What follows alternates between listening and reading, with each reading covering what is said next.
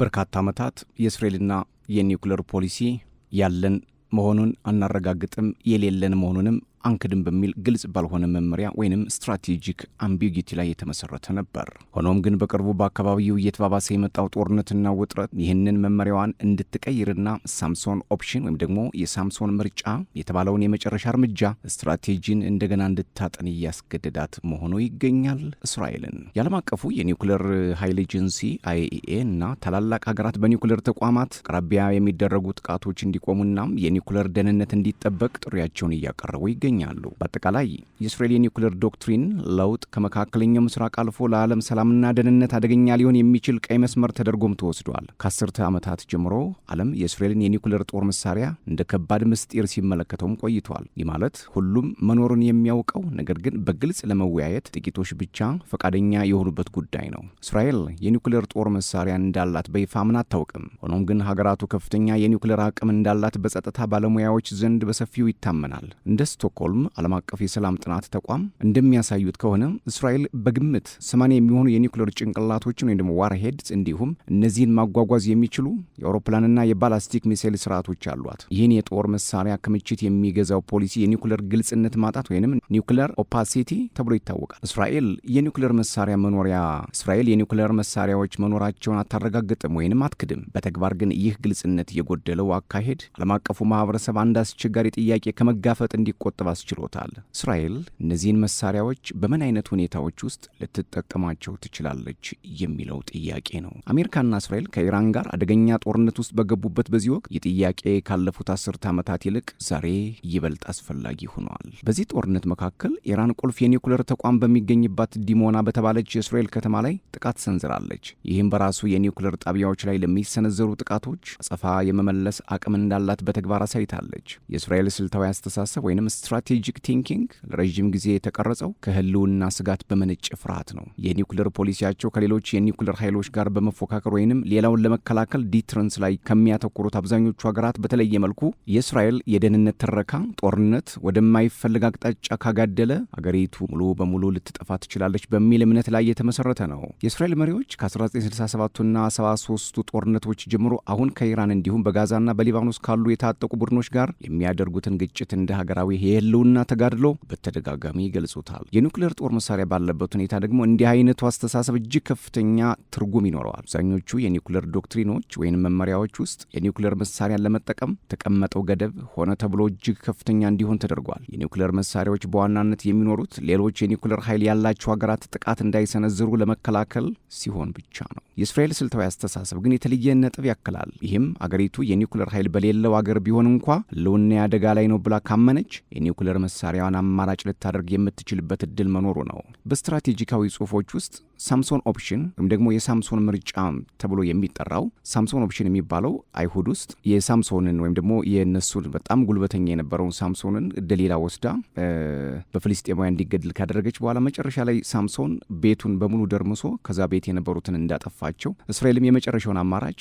ያጥፍቶ መጥፋት አይነት ነገር ልትጠቀም ትችላለች የሚል መርህ ነው። ይህም እስራኤል የሽንፈት አደጋ ከተጋረጠባት ወደ ኒውክሌር መሳሪያ ልትመለስ ትችላለች የሚል ሀሳብ ነው። እንዲህ አይነቱ መመሪያ በይፋ ይኖር አይኖር ባይታወቅም ከጀርባው ያለው አመንኪዮ ግን ግልጽ ነው። አንዲት ሀገር ህልውና በቁርጥ ቀን አደጋ ላይ ነው ብላ ካመነች ነገሮችን በከፍተኛ ደረጃ የማባባስ ግፊት ታደርጋለች። ይህ ስጋት አሁን ካለው የእስራኤል ቀጠናዊ አቋም አንጻር ሲታይ ይበልጥ አሳሳቢ ይሆናል። እስራኤል ከጋዛ እስከ ሊባኖስ ከሶሪያና ኢራን ድረስ በመካከለኛው ምስራቅ እየተስፋፋ ባለው የውጥረትና የግጭት ድር ውስጥም ገብታለች። በተለያዩ ግንባሮች የሚከፈቱ ጦርነቶች የመከሰታቸው ድል አሁን ከንድፈ ሐሳብ ባለፈ በተግባር እየታየ ያለ ስጋት ሆኗል። በእንዲህ አይነት ሁኔታም የእስራኤል መሪዎች ራሳቸውን እንደ ተራ ጦርነት ተካፋይ ሳይሆን ቀጠናዊ ጥምረት እንደሚገጥመው አካል አድርገው ሊቆጥሩት ይችላሉ።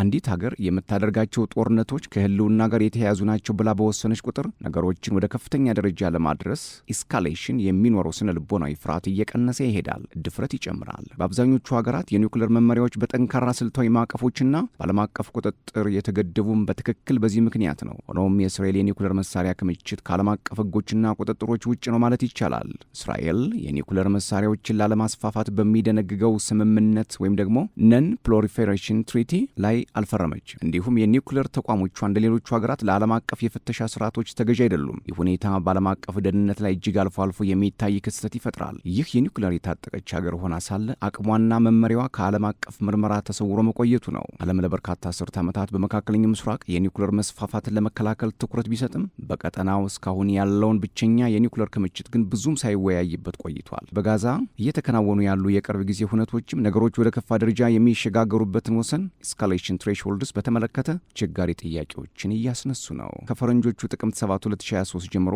እስራኤል በጋዛ እያካሄደችው ያለው ወታደራዊ ዘመቻ በ10 ሺዎች የሚቆጠሩ ፍልስጤማውያን እንዲገደሉና የግዛቲቱ አብዛኛው መሰረተ ልማት ሙሉ በሙሉ እንዲወድም ምክንያት ሆነዋል። ሙሉ መንደሮች ፈርሰዋል። ሆስፒታሎች፣ ትምህርት ቤቶችና የሲቪል ተቋማት በተደጋጋሚ ጥቃት ደርሶባቸዋል። የውድመቱ መጠን በርካታ የሰብአዊ መብት ተሟጋች ድርጅቶችና የህግ ምሁራን ዘመቻውን እንደ ዘር ማጥፋት ወይም ደግሞ ጂኖሳይዳል እንዲገልጹትም አድርጓቸዋል። የቦምብ ጥቃቱ መጠነ ሰፊ፣ እጅግ ጭካኔ የተሞላበትም ነበር ይላሉ ተንታኞች። አንዳንድ ወታደራዊ ተንታኞች እንደሚገምቱት በጦርነቱ የመጀመሪያ ምዕራፎች ላይ በጋዛ የተጣለው ፈንጅ በሂሮሺማ ላይ ከተጣለው የአቶሚክ ቦምብ የፍንዳታ አቅም ብዙ እጥፍ ይበልጥ። ይህ ንጽጽር በኒውክሌርና በተለመዱት ኮንቬንሽናል የጦር መሳሪያዎች መካከል እኩልነት አለ ለማለት አይደለም። በኒውክሌር ፍንዳታ የሚደርሰው ውድመት እጅግ የላቀ ነው። ሆኖም የእስራኤል መሪዎች የአገር ደህንነት አደጋ ላይ ነው ብለው ሲያምኑ ምን ያህል መጠነ ሰፊ ኃይል ለመጠቀም ፈቃደኛ እንደሆኑ የሚያሳይ እውነታ ነው። አንዲት ሀገር በተለመዱ የጦር መሳሪያዎች እንዲህ ያለውን ከፍተኛ ውድመት ለማድረስ ዝግጁ ከሆነች የሚከተለው አስቸጋሪ ጥያቄ ይነሳል።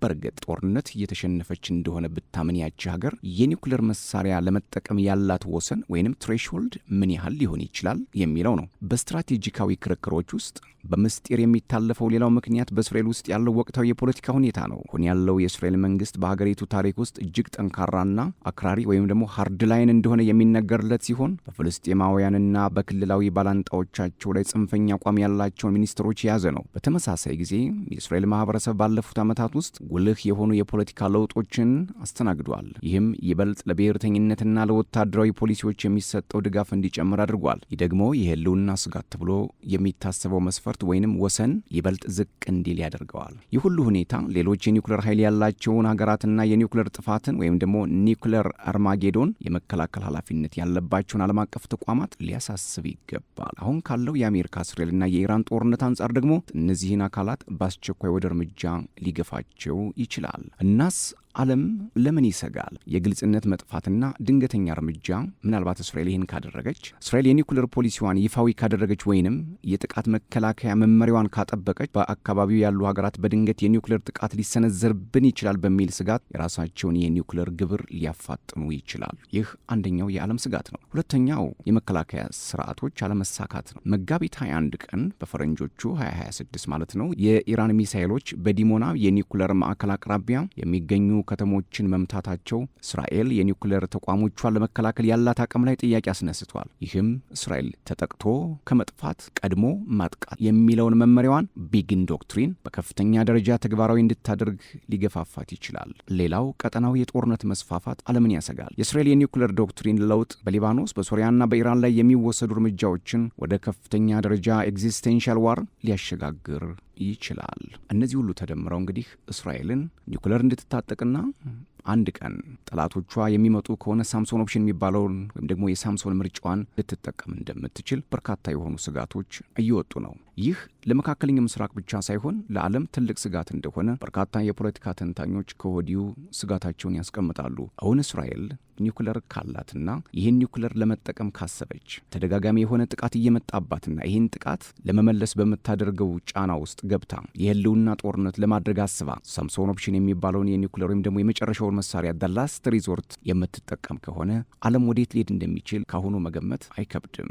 ሰብስክራይብ፣ ላይክ፣ ሼር፣ ኮሜንት እያደረጋችሁ እንደዚህ አይነት መረጃዎችን ታገኛላችሁ። ሰላም።